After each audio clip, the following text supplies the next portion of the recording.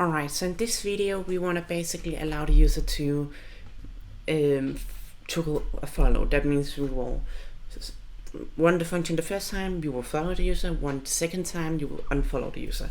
This is a really simple and good way to actually just do the following system. But before we do that, we need to go in and be able to grab the authenticated user, and we are going to put that in the follow controller here. So what we also want to do is, of course, use this one here. We pretty much know the structure of this now. So what we have here now is the authenticated user. In case of the routes, we want to go in here. We want to have comment just for follow controller, and in here we want to have a route get followers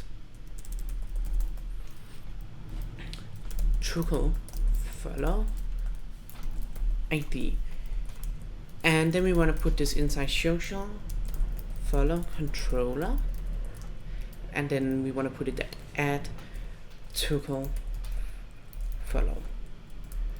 Now what we can do now is we can basically go in and close this one because we don't need it anymore, and then we want to go in and, or actually we can just copy and paste this one here because this is always faster, and then we can go in and copy and paste this, call this authenticated user, and then we want to have one that's called followed user, and this one is going to use the user model to find it via the ID here. So this is the user we're going to follow or unfollow, and this is the ID we pass in here to find the user. This is the user that's currently logged in. So we want to go in and say use app user, and what we will do now is we would like to basically go in here and say if authenticated user toggle follow, we want to pass in ID, we want to pass in followed user, and then we want to basically return a JSON response here.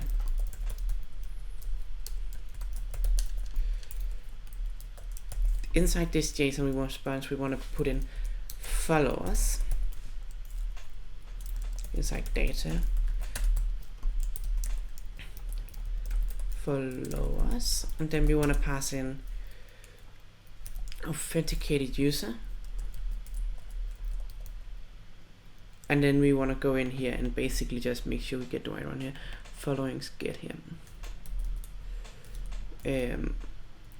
Sorry for shout out to the BBC. Anyways, just to be sure we get the right code here so we don't make any errors. So this is the one we're going to use here to be able to get all of the followers that will be returned in the JSON response. And we have then here the followed user. So now what would happen is if you click follow the first time, it will show that this user is following this user, and then if you click follow the second time, it will say you have 0 followers unless you click this button with another user, then you would have 1 follower. And I hope it's not too complicated, but that's actually all for this video, where we are just using this, and we will test all of this when we are done with this controller.